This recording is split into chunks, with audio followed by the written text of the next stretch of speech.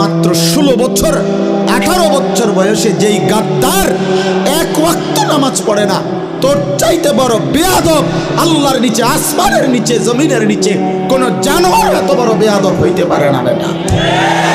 তোর চাইতে নিকৃষ্ট বেয়াদব কোন জানোয়ারও হইতে পারে না। তুই বহুত বড় গাদ্দার বেটা।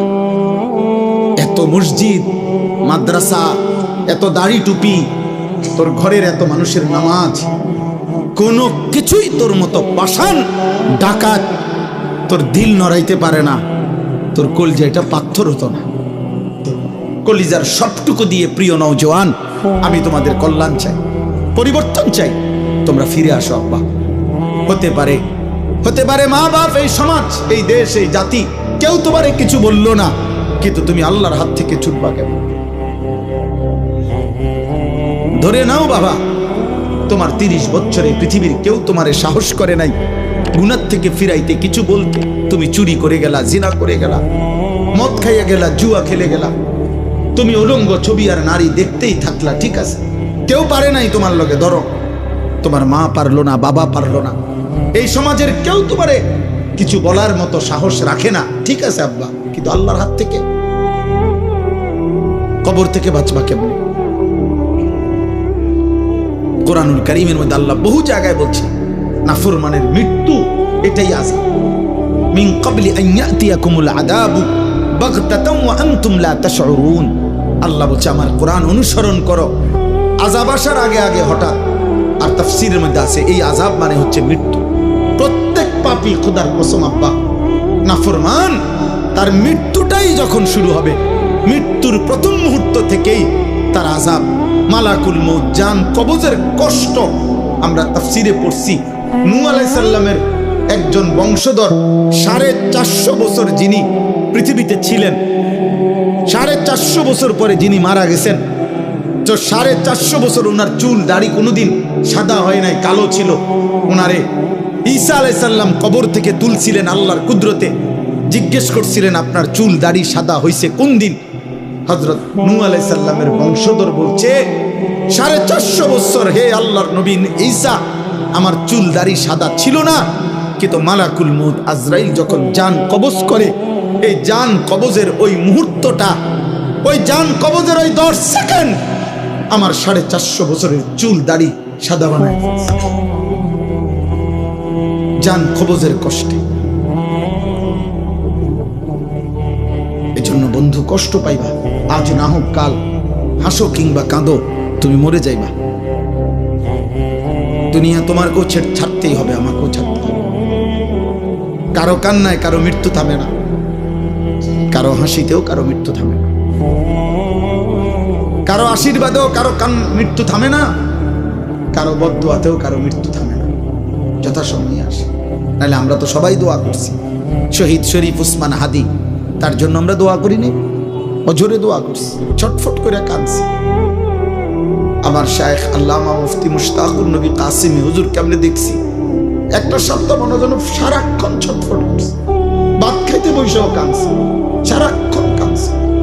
সবাই আমরা কাঁদছি, এখনো কাঁদি তার জন্য।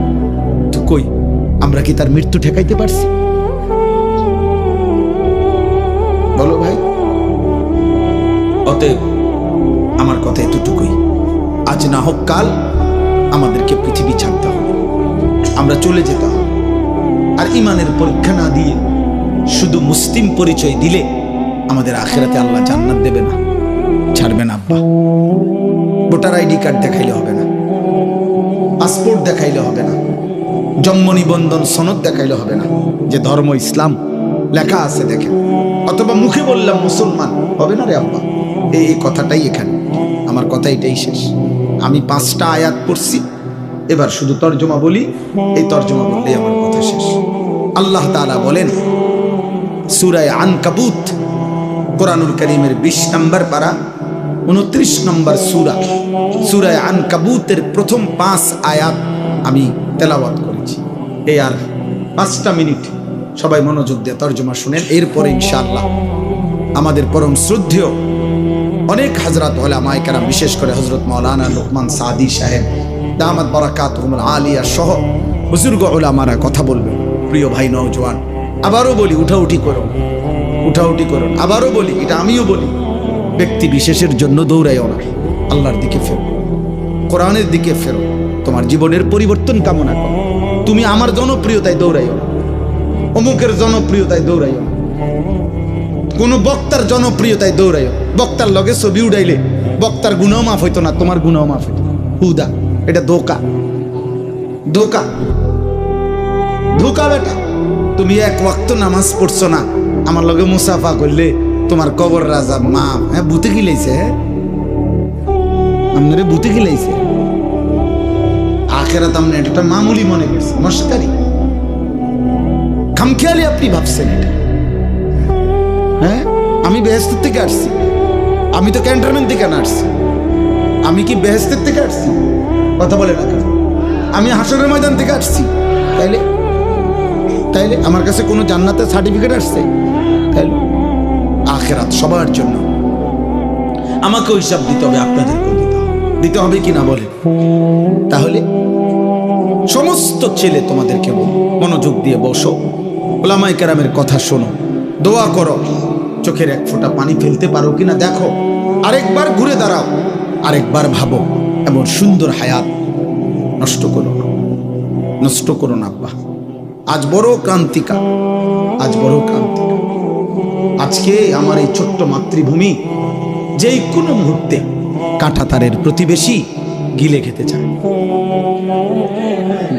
ওরা ভাবতেছে এটা বাতের একটা লোকমা, এটা বাতের এক লোকমা, মনে করতেছে এক লোকমা গিল্লা লাগে। দোস্ত, জীবনের মূল্য দিয়ে, রক্তের মূল্য দিয়ে আজাদি হেফাজত করতে হবে। দেখো তুমি, খুনের বদলা দিয়ে, তাজা খুন দিয়ে আজাদি হেফাজত করতে হবে। পূর্বপুরুষের আজাদি, আর তোমরা মোবাইল টিপতে টিপতে আরামে থাকবা, হবে না। দুশ্মন প্রমাণ করে দিছে, দুশ্মন এটা দেখাই দিছে এই জন্য যে 33 বছরের তাগড়া জওয়ান, তাকে যেহেতু ফেলে দিছি, কাজেই পবিত্র খুনেই আজাদির হেফাজত করতে হবে। তোমরা বুঝতে শেখো। আমি বললাম বাবা, আমরা কেউই নিরাপদ না, ঠিক আছে, কিন্তু এটা মনে রাখতে হবে, তোমরা যদি এইভাবে গুনার মধ্যে ডুবে থাকো, অস্থিরতার বেহায়াপনায় ডুবে থাকো, আল্লাহর জন্য জীবন দিবা কেমনে? আখিরাতের ভাবনা ভাববা কেমনে? গুনাহ তো তোমারে মনেই করতে দেয় না। তোমার মোবাইল, তোমার নারীর ছবি, একটা রাত পুরা চলে গেছে, তোমার জবান দিয়ে একটাবার আল্লাহ এই নামটা উচ্চারণ হয় না।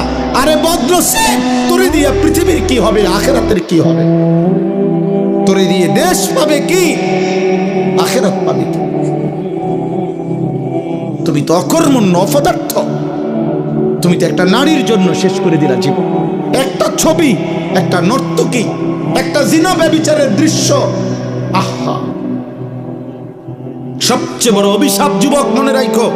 আমি বন্ধু খোলামেলা বলে গেলাম, আর যদি কোনোদিন বলতে না পারি, একবারই বললাম, প্রত্যেকটা কিশোর যুবক মনে রাখো, তোমরা যারা নারী ছবি দিবানিশি মোবাইলের অশ্লীল দৃশ্য দেখো, এই কোরআন হাতে বললাম, আগামী দিনে যদি আল্লাহ হায়াত দেয়, আর আল্লাহ যদি বিবাহের তৌফিক দেয়, স্বামী স্ত্রীর পবিত্র বন্ধনে যেই তৃপ্তি, যেই আরাম, যেই শান্তি, এই দুশ্চরিত্র লম্পট চরিত্রহীন তুমি পাবা না। দৈন্তান না, আমি বলবো, সেদিন দেখবা তোমার বিবিও মনে করবে তে বেড়া অন্য বেড়ির লগে সম্পর্ক, তুমিও মনে করবা তাই বেড়ি মনে অন্য বেড়ার লগে সম্পর্ক। এই সন্দিহান যেই ফ্যামিলি, স্বামী স্ত্রীর মধ্যে সন্দেহ, খোদার কসম, ওই ফ্যামিলিতে জাহান্নামের আগুন জ্বলে। সারা পৃথিবীর সমস্ত নাজ ও নিয়ামত যদি এনে দেওয়া হয়, কিন্তু স্বামী স্ত্রীর এই অবিশ্বাস, এইটা আর পৃথিবীতে কোনোদিন কোনো কিছুতে আর সুখ দেয় না। আফসোস হবে এটা। ওই নারী বলবে, ওই মেয়ে বলবে, আমি ঠকছি, আমি এর চাইতে বালা বেড়াত পাইতাম। ওই ছেলে আফসোস করবে, আমি ঠকছি, আমি মোবাইলে যেসব বেডি দেখছি, এই বেডি তো এর ধারে কাছেও না। হ্যাঁ হ্যাঁ, আরে জানোয়ার হাসো না। নারী আসক্ত যুবক, হ্যাঁ হাসে এই জন্যই হাসে। অর্থাৎ ও বুঝে আমারে কইছে, ও বুঝে, অত বুঝে যে আমারে বলছে। আমি তো দুশ্চরিত্র, হয়তো গুনার কথা বললে হাসি আইলো কেন? বলো বাবা, এ তো জানোয়ারে রাখলাম, পশু রাখলাম। হালাল হারাম যার কাছে নাই, তুমি বলো। আমার কথা রাগ হইলে প্রতিবাদ করো, হয়তো তুমি প্রমাণ করো। হালাল হারামের পার্থক্য যার মধ্যে নাই, এটা জানোয়ারের স্বভাব। তুমি দেখো, একটা কুকুরের স্বভাব দেখো, একটা শুকরের স্বভাব দেখো, যে পায়খানা তো মুখ দেয়, বিরানি তো মুখ দেয়, তো তার কাছে তো হালাল হারাম নাই। তো এটা তো পশুর স্বভাব। মদও খায়, মধুও খায়, সালামও দেয়, গালিও দেয়, হালাল টাকাও নেয়, সুদের টাকাও নেয়, মাকেও দেখে, মোবাইলের নর্তকীও দেখে, আপন স্ত্রীকেও দেখে, আবার উলঙ্গ ছবিও দেখে। তার কাছে কোনো হালাল হারাম পার্থক্য আছে? এটা মানুষের স্বভাব, এটা জানোয়ারের স্বভাব, পশুর স্বভাব। এখানেই শেষ হবে না বাবা, তুমি তো মরে যাইবা, আখিরাতে ফিরতে হবে, এবং দুনিয়ার জীবনটাও কষ্টকর হবে। আমি এই জন্য হাত জোর করে বলি, আগামীর সময়টা তোমরা কষ্ট পাইবা। তোমাদের অধিকাংশ ছেলের চেহারা দেখে বোঝা যাচ্ছে বেনামাজ। এখানের অধিকাংশ ছেলে, এখানে যদি 1000 ছেলে হও, তো 900 ছেলের চেহারা দেখে মনে হচ্ছে বেনামাজ। কষ্ট পাইবা। আমি বলে গেলাম, আমার নাম মনে রাখো, আমার নাম আনিসুর রহমান। আজ না হয় কাল আমি চলে যাব পৃথিবী থেকে। কোন দুশ্মন হয়তো আমগরও এই পৃথিবী থেকে সরাই দিবে, কোনো সমস্যা।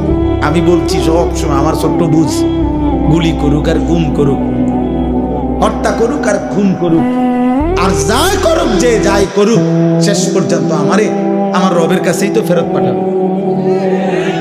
তো আর অসুবিধা কি? তিনি ইনসাফ করবেন, তিনি তোর জুলুম করবে না, খালাস। অসুবিধা কি? যেখান থেকেই যে আমারে ধাক্কা দোক আর লাথি দোক, তা আমারে তো শেষ পর্যন্ত ফিরাবে কার কাছে? আল্লাহর কাছে না? আর সমস্যা কি? আর সমস্যা কি? আল্লাহ আমাদেরকে হেফাজত করে। আলিফ লাম মিম, এটা কোরআনের মুজিজা। কোরআনুল কারীমের 29টি সূরার শুরুতে এরকম অক্ষর উল্লেখ করে আল্লাহ প্রমাণ করেছেন, কোরআন আমার বন্ধু মুহাম্মদের নিজের বানানো নয়, আমি আল্লাহর বানানো। আর এগুলোর অর্থ আমি আল্লাহ বলি নাই, আমার রাসূলকে কাউকে বলতে নিষেধ করেছি। অতএব পৃথিবীর কোনো কাফের বেঈমান যদি মনে করে যে কোরআন আমার বন্ধু মুহাম্মদের বানানো, তাহলে তারা এর অর্থ বলে দিক কি বুঝাইতে চাইছে, কেউ পারে নাই। অতএব প্রতিবার প্রমাণিত হয়েছে কোরআন আল্লাহর কালাম। আহাসিবান নাসু আন ইউতরাকু আন ইয়াকুলু আমান্না ওয়া হুম লা ইফতানুন। এই যে কথা শেষ, শোনো ভাই, বাবা সবাই শোনেন, আমিও শুনি, আপনারাও শোনেন, সবার জন্যই সম্বোধন। আল্লাহ বলেন, লোকেরা কি এই ভেবেছে, মানুষরা কি এই মনে করেছে যে তারা শুধু মুখে বলবে, কওল মানে জবানে বলা, তারা শুধু মুখে বলবে আমান্না, আমরা মুমিন, আমি ঈমানদার, আমি মুসলমান, এই কথা শুধু মুখে বলবে, আর ওয়া হুম লা ইফতানুন, আমি আল্লাহ কোনো পরীক্ষা না নিয়ে শুধু মুখের দাবিতেই আমি ছেড়ে দেব, জান্নাত দিয়ে দেব, এই কি ভেবেছে মানুষ? আল্লাহ জানতে চায়। কি চমৎকার কথা! আল্লাহ বলছে, কি ভেবেছো বান্দা? তুমি ভেবেছো দেখাইবা ভোটার আইডি কার্ডে ধর্ম ইসলাম, খালাস। জন্ম নিবন্ধন সনদে লেখা ধর্ম ইসলাম, খালাস। তুমি শুধু মুখে বলবা আমি মুসলমান, খালাস। এই বিড়ি মুখে, এই বিড়ি খাইতে খাইতে আমনে মুসলমান। 60 বছর বয়স, আপনি অনুবয়ে বইয়ে চা দোকানে, রঙিন টেলিভিশনে নর্তকীর নাচ দেখেন প্রতিদিন, আপনি মুসলমান। জান্নাত আপনি লেগে রেডি নাকি? আচ্ছা যাইয়ে নারী, আপনি কিতা মনে করছেন জান্নাত? আপেল আর মালটা, হ্যাঁ, বহনার চা দিয়া ভিজাইয়া খাওয়ান। আখেরাত কিতা? বুটমুড়ি আর পেঁয়াজু, আল্লাহ তাআলা বলেন ওয়ালাকাদ ফাতান্নাল্লাযীনা মিন ক্বাবলিহিম, আমি আল্লাহ প্রত্যেক যুগে সেই আদম নূহ থেকে প্রতি জামানায় যারাই ঈমানের দাবি করেছে, ঈমান এনেছে, আমি আল্লাহ তাদের পরীক্ষা নিয়েছি। কি নিয়েছিল বলেন? পরীক্ষা নিয়েছি, পরীক্ষা। আল্লাহ বলেন পরীক্ষা না নিয়ে কোন ঈমানের দাবিদারকে আমি আল্লাহ ছেড়ে দেই নাই। ফালা ইয়ালামান্নাল্লাহুল্লাযীনা সাদাকু ওয়া লা ইয়ালামান্নাল কাযিবিন। আল্লাহ তাআলা বলেন পরীক্ষা করে আমি আল্লাহ জেনে নিয়েছি ঈমানের দাবিতে কে সত্যবাদী আর কে মিথ্যাবাদী। পরীক্ষা দিতে হয়েছে। পরীক্ষাটা কি? এই দুনিয়ার পুরা হায়াত আল্লাহর ইবাদত, আল্লাহর হুকুম, এটাই পরীক্ষা। প্রতিবার নামাজের ওয়াক্ত, এটাই পরীক্ষা। আমি পড়ছি না ছেড়ে দিচ্ছি। প্রতিবার হালাল হারামের মুহূর্ত, পরীক্ষা। আমি আল্লাহর হুকুম পালন করছি নাকি অবাধ্যতা করছি। প্রতিবার নারী সামনে আসলে, মোবাইলে হোক আর রাস্তায় হোক, বাড়িতে হোক ঘরে হোক, পরীক্ষা। আমি কি দেখছি না চোখ নামাচ্ছি। খালাস। প্রতিবার টাকা সামনে আসলে পরীক্ষা, আমি কি হালাল নিচ্ছি না হারাম নিচ্ছি। খাবার সামনে আসলে পরীক্ষা, আমি কি হালাল খাচ্ছি না হারাম খাচ্ছি। সোজা কথা, মৃত্যু পর্যন্ত আমাদেরকে পরীক্ষা দিতে হবে। দুনিয়া দারুল মিহান, দুনিয়া দারুল ইমতিহান, দুনিয়া দারুল আমাল।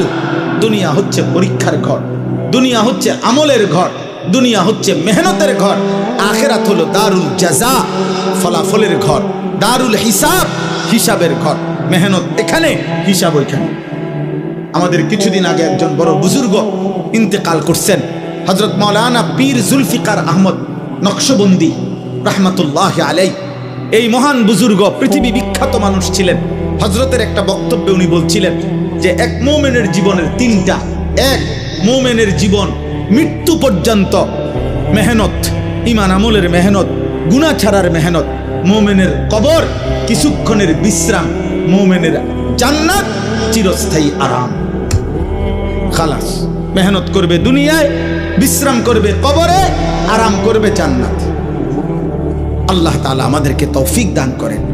আম হাসিবাল্লাযীনা ইয়ামালুনাস সাইয়্যাতি আন ইয়াসবিকুনা সাআ মা ইয়াহকুমুন। আল্লাহ তাআলা বলেন তোমরা যারা যারা গুনাহ করছো, এই যে কথাটা আমি বলে ফেলছি, আল্লাহ বলেন যে তোমরা যারা যারা প্রতিনিয়ত গুনাহ করছো বান্দা, তোমরা কি ভেবেছো যে এই পৃথিবীর সবার থেকে ছুটে গেলা, আমি আল্লাহ থেকেও ছুটে যাবা? কথা বলে না, বলেন না। আল্লাহ থেকে ছুটা যায়? আল্লাহকে আড়াল করা যাবে? আল্লাহ থেকে বাদ দেওয়া যাবে? সাআ মা ইয়াহকুমুন। আল্লাহ বলে যদি কেউ ভেবে থাকো যে আমি আল্লাহকে ডিঙ্গায় লাইবা, আমাকে আড়াল করবা, আমার থেকে লুকাইয়া যাইবা, তাহলে এটা তোমাদের ভুল সিদ্ধান্ত। আমি আল্লাহ থেকে এক জাররা, এক বিন্দু লুকাইতে পারবো না। মান কানা ইয়ারজু লিকা আল্লাহি ফাইন্না আজালাল্লাহি লাআতিন। আল্লাহ তাআলা বলেন তোমরা যারা যারা আমি আল্লাহর মুলাকাত, ঈমান আমল করে করে, সেজদা গোলামি বন্দিগি করে করে, গুনাহ ছেড়ে আমি আল্লাহর সাক্ষাৎ চাচ্ছ, জান্নাত চাইতেছ, আল্লাহ বলে ফাইন্না আজালাল্লাহি লাআতিন। মুমিন বান্দা একটু সবর করো, আমি মৃত্যু পাঠাবো, মানে আজরাইল পাঠাবো, সে তোমাকে মৃত্যুর মাধ্যমে নিয়ে আসবে, আর আমি আল্লাহ জান্নাত তোমার জন্য খুলে দেব। ওয়াহুয়াস সামিউল আলিম। যে যাই করছো আমি শুনি, যে যাই করছো আমি জানি। ভালোটাও জানি, মন্দটাও জানি, গুনাহটাও জানি, নেকিটাও জানি। এই পৃথিবীর কারো জন্য যদি কেউ কোনো উপকার নাও করতে পারে, কিন্তু নিজের ঈমান, আমল, আখিরাত, আখলাক, হালাল হারাম, নিজের জীবনের হেফাজত করা, এটা জরুরি। এই পৃথিবীর শেষ পর্যন্ত কারো হিসাবও যদি আমাকে দিতে না হয়, প্রত্যেকের ব্যাপারে আমি একটা না একটা অজুহাত দেখাইলাম যে আল্লাহ আমি আমার স্ত্রীরে 30 বছর বলছি, শুনে না, আচ্ছা ঠিক আছে। আমার ছেলেটাকে মৃত্যু পর্যন্ত বলছি, শুনে না। সবার ব্যাপারে একটা একটা অজুহাত দেখাইতে পারবো, ছেলে হইছে, মেয়ে এই কারণে। আল্লাহ তাআলা বলেন লা তুকাল্লাফু ইল্লা নাফসাকা। নবী সাল্লাল্লাহু আলাইহি সাল্লামকে ডাইরেক্ট বলছেন এই পৃথিবীর কেউ যদি আপনার কথা না শুনে, আপনার কথা না মানে, তবুও আপনি একাই আমি আল্লাহর সমস্ত হুকুমের আদিষ্ট। আপনাকে হিসাব দিতে হবে যে আমার সাথে আল্লাহ কেউ ছিল না, ঠিক আছে, কেউ নেই, আপনি একা আমি আল্লাহর বিধান মানছেন কিনা এটা হিসাব দিতে হবে। এজন্য স্পষ্ট হাদিসের মধ্যে আছে, আল্লাহর এমন অনেক নবী ছিল পৃথিবীতে পূর্বে, যার সাথে তার ইমানদার অনুসারী একজনও ছিল না। লাইসা মাআহু আহাদ, ওনার সাথে কেউ ছিল না। তাহলে ওনার সাথে যখন কেউ ছিল না, তো আল্লাহর যে বিধানগুলো তো ওনার কাছে আসছে, তো সেটা কে পালন করছে? উনি নিজে। কে পালন করছে বোঝেন নাই? কে? নবী নিজে। নবী নিজে। এটা জরুরি। এজন্য সবার ব্যাপারে আমি অজুহাত দেখাইতে পারবো, কিন্তু নিজের ব্যাপারে কি বলবো? কোনো অজুহাত নেই। ওয়াশাহিদা আলাইহিম সামউহুম ওয়া আবসারুহুম ওয়া জুলুদুহুম বিমা কানু ইয়ামালুন। আল্লাহ তাআলা বলেন, বান্দা, কান, চোখ এবং সারা দেহের চামড়া, সারা দেহের অঙ্গ, মানুষের পুরাটা দেহই চামড়া দিয়ে ঢাকা। আল্লাহ তাআলা বলেন, এই কান, চোখ, চামড়া মানে সারা দেহ তোমার পুরা জিন্দেগির যাবতীয় বিষয় সম্পর্কে, কর্মকাণ্ড সম্পর্কে শাহিদা, সাক্ষ্য দেব, কথা বলব। আমি আল্লাহর সামনে কথা বলব। ক্বালু লিমা শাহিদতুম আলাইনা। নাফরমান বান্দা বলবে, হায় আমার দেহ আমার বিরুদ্ধে কেমনে সাক্ষ্য দিল, কেমনে দিলা সাক্ষ্য? আর তোমরা সারা দেহের সারা অঙ্গ কথা বলতে জানো, এটাও তো জানতাম না, ভাবছিলাম শুধু জিহ্বা না কথা বল। এখন দেখি তোমরা হাতও কথা বলতে জানো, পাও কথা বলতে জানো। তো তোমাদের এই যোগ্যতা আছে, তোমরা বললা না, আমার এদিকে কোনোদিন কইলা না। ক্বালু আনতাকানা আল্লাহুল্লাযী আনতাকা কুল্লা শাই। সারা দেহের অঙ্গ প্রত্যঙ্গ বলবে, হে আল্লাহর বান্দা, আজ এই হাসরের ময়দানে সবকিছুর জবান খুলে দিয়েছেন যিনি, আমাদের জবানও খুলে দিয়েছেন তিনি। এজন্য তাফসীরের মধ্যে আছে, ওয়া আখরাজাতিল আরদু আসকালাহা। এই আয়াতের তাফসীরে আছে, নবী সাল্লাল্লাহু আলাইহি সাল্লাম বলেন, কিয়ামতের দিন মানুষের জমা সমস্ত সম্পদ, মাটির নিচের সঞ্চিত সমস্ত সম্পদ, সবকিছুই কিয়ামতের দিন কথা বলবে। শুধু মানুষ না, স্বর্ণ রৌপ্য সম্পদগুলো কথা বলবে, আল্লাহ আমাকে চুরি করছে, আল্লাহ এই পরিমাণ ডাকাতি করছে, এই পরিমাণ আত্মীয়তার সম্পর্ক ছিন্ন করে আত্মীয়ের হক নষ্ট করছে, এইভাবে বলবে। এবং প্রত্যেক অবৈধ তো ওই ব্যক্তিকে, এই নাফরমানকে ওই সম্পদ ডাক দিবে, আইনা সারিক, আইনা কাতিউ তরিক, আইনা কাতিউ রাহিমিন। দিগায়, এই বেটা দিগায়, এই পরিমাণ সম্পত্তি তুমি চুরি করেছ, আজ আরো না। এইভাবে কথা বল। এরপরে কোরআনুল কারীমের স্পষ্ট আয়াত আছে, এরপরের আয়াতেই আছে, ইয়াউমাইদিন তুহাদ্দিসু আখবারাহা। এই জমিন, মাটি আল্লাহ তাআলার কাছে সেদিন কথা বলবে, আখবারাহা, সে তার তলদেশে জমানো সমস্ত কথা সেদিন শোনাবে, আল্লাহর কাছে আলাদা আলাদা বলবে। তাইলে দোস্ত, ছেলেরা, বাবা, মনে রাখ, এই জনপ্রিয়তা, হুলস্থুল, হাঙ্গামা, ছবি তোলা, লাফালাফি করা, ফালাফালি করা, এগুলো একবারে ধোঁকা, ফালতু জিনিস। হুজুরদের ব্যাপারে এগুলার কোনো ফায়দা নেই, আখিরাতের বিষয়ে এগুলার 2 পয়সার কোনো মূল্য নেই। এখানে যদি 1 কোটি মানুষ হয়, তাহলে আমার কবরের আযাব মাফ হবে না। এখানে যদি 1 কোটি মানুষও হয়, আপনাদের কারো কবরের আযাব মাফ হবে না। কাজেই এই জনপ্রিয়তা দিয়ে আমি বা করবো কি, আপনারাই বা কি করবেন? মনে করেন আমারে অনেক মানুষ চিনে, আর এ তো কি অনেক লোক হয়েছে আর কি। তো এরপরে কি আমার কবর রাজাব মা, আমার এই 44 বছরের গুনাহ সব মা, তো আমি এটা দিয়ে কি করবো? আমি তো কোনো প্রার্থী না, আমার কোনো মার্কা নাই, এবং কোনো মার্কার পক্ষে আমি প্রচারণাও করি। তাইলে আমি এই জনপ্রিয়তা দিয়ে কি করব? আর আমার জনপ্রিয়তা দিয়ে আপনারা কি করবেন? যুবক ভাই, তোমরা বা কি করবে? তোমাদের যাদের চেহারায়, যাদের কপালে এক ওয়াক্ত নামাজের সেজদা নাই, আজকে সারাদিনে যারা এক ওয়াক্ত নামাজ পড়লা না, তোমার মতো দুশ্মনকে আমি এক জাররা পছন্দ করি। তুই তো আল্লাহর দুশ্মন। তো এই আসমানের নিচে জমিনের উপরে সবচেয়ে বড় বেয়াদব, সবচেয়ে বড় বেয়াদব, তোর চাইতে বড় বেয়াদব কোনো জানোয়ার হয় না। বেনামাজি তোর চাইতে বড় বেয়াদব কোনো জানোয়ার হয় না। কোন কুত্তার সাথে যদি কোনো বেনামাজিকে তুলনা দেয়, কুত্তা প্রতিবাদ করে,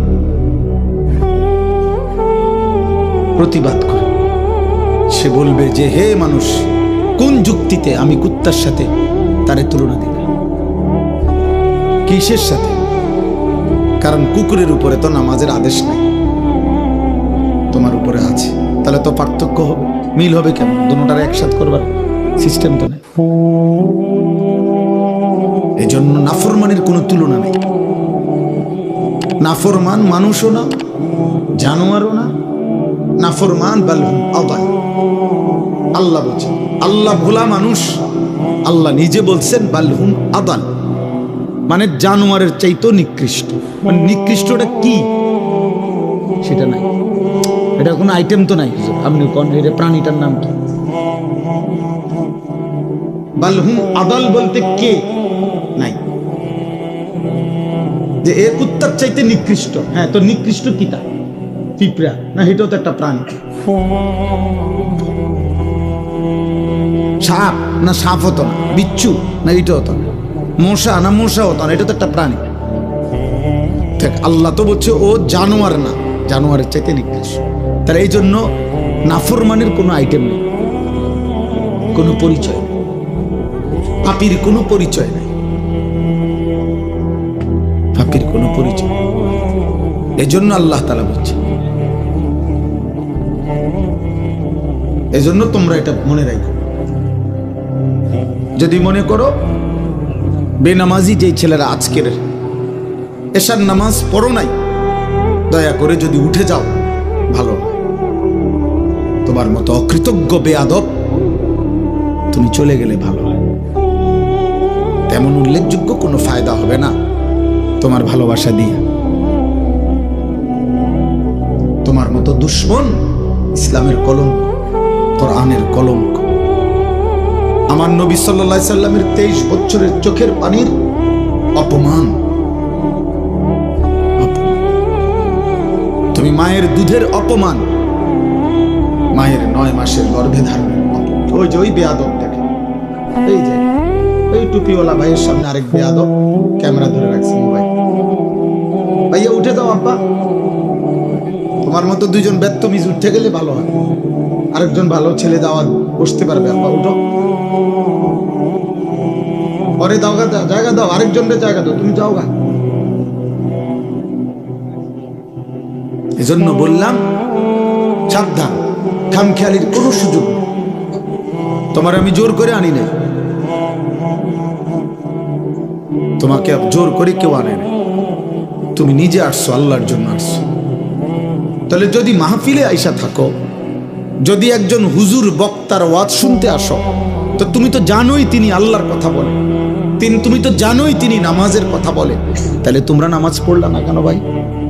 তোমরা যারা নামাজ পড়ো নাই, আমি দাঁড় করাই দিই তুমি করে বলো, তোমরা বলো, আমি দাঁড় করাই। বেনামাজি বেয়াদব তো চিনা যায়, বেনামাজি তো বেয়াদব, বেনামাজি তো অসভ্য, বেনামাজি তো গাদ্দার, বেনামাজি মুতাকাব্বির, অহংকার।